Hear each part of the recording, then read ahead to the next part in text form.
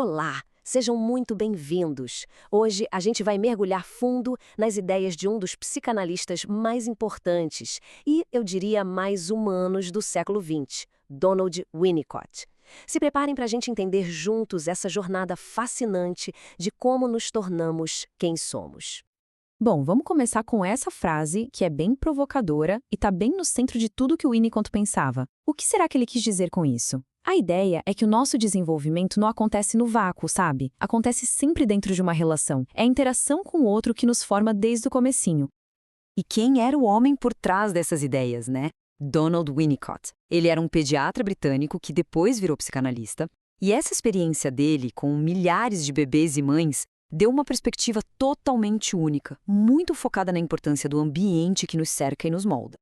Então, por onde essa nossa jornada do eu começa? Para Winnicott, tudo parte de um conceito que foi, na época, revolucionário: o ambiente suficientemente bom. E a palavra-chave aqui não é perfeição, viu? É confiabilidade. O que é genial nesse conceito é como o Winnicott meio que tirou um peso das costas dos pais. Ele não estava exigindo perfeição. O objetivo não é ser uma mãe ou um pai sem falhas, mas sim ser consistente, estar ali, presente. É essa previsibilidade que constrói a base da confiança que a criança vai ter no mundo. E dentro desse ambiente, a primeira função, a mais essencial de todas, é o que ele chamou de holding. A gente pode traduzir como sustentação ou continência. E isso é muito mais do que só segurar o bebê no colo, viu? É também um ato simbólico de segurar as emoções, os medos, as ansiedades, criando uma espécie de bolha de segurança. Então, o holding envolve o cuidado físico, claro, mas também a empatia, a capacidade de sentir o que o bebê está sentindo e proteger do que vem de fora. É essa rede de segurança que permite que algo muito precioso comece a nascer, o verdadeiro eu da criança, o seu self autêntico. Ok, com essa segurança já estabelecida, o próximo passo é começar a se diferenciar. E como é que o bebê constrói essa ponte entre o seu mundo interno e o mundo lá fora? A resposta está no famoso objeto transicional. Pode ser aquele paninho, um cobertor, um ursinho que a criança não larga por nada no mundo. Esse objeto não é só um brinquedo, gente. Ele é um símbolo muito poderoso. É a primeira coisa que a criança sente que é dela e que, ao mesmo tempo, representa a mãe, ajudando a lidar com a ausência dela.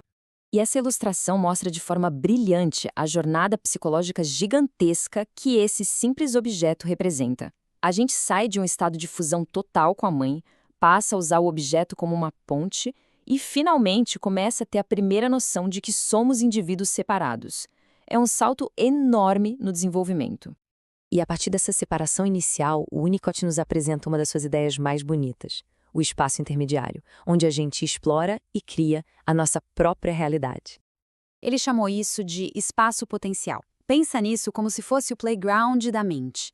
Não é só fantasia e também não é só a realidade concreta lá de fora.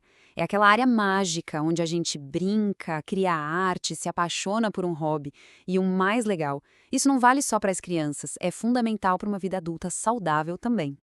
E essa citação aqui, olha, ela resume tudo. Para o Winnicott, brincar não é uma atividade boba, de jeito nenhum. É a raiz de toda a nossa vida autêntica e criativa. É brincando que a gente experimenta, que a gente testa a realidade e, o mais importante, que a gente se sente realmente vivo. E tudo isso nos leva a uma questão super importante. O que acontece quando esses estágios do desenvolvimento dão certo? E o que acontece quando o ambiente não é suficientemente bom? A resposta está na diferença entre o verdadeiro self e o falso self. O verdadeiro self é quem a gente é de verdade, espontâneo, criativo, se sentir real. Já o falso self é um mecanismo de proteção. É uma fachada que a gente desenvolve para se adaptar a um ambiente que não aguentou a nossa autenticidade. Pensa, por exemplo, naquela pessoa que no trabalho vive concordando com tudo só para não ter conflito, escondendo o que pensa de verdade. Isso é o falso self em ação. Uma máscara social que esconde o verdadeiro self para protegê-lo. Então, por que essas ideias continuam tão importantes hoje em dia? Porque o Winnicott, no fundo, ele humanizou a psicanálise.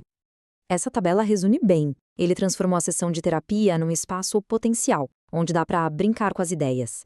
Ele mudou o foco, que antes era só nos impulsos internos, para a importância do relacionamento. E com isso, ele fez a psicanálise se tornar acessível e útil para muito mais gente. Então, para a gente fechar, o Winnicott nos deu uma forma de falar sobre a importância do cuidado e do ambiente de um jeito prático e com muita compaixão. Ele nos ensinou que ser saudável não é não ter problemas, mas sim ter a capacidade de viver e de brincar de forma criativa. E, para terminar, fica essa reflexão. Onde na nossa vida a gente encontra esse nosso espaço potencial? Se conectar com essa nossa parte é, na verdade, se conectar com o legado mais profundo do Winnicott, a busca pelo nosso verdadeiro self.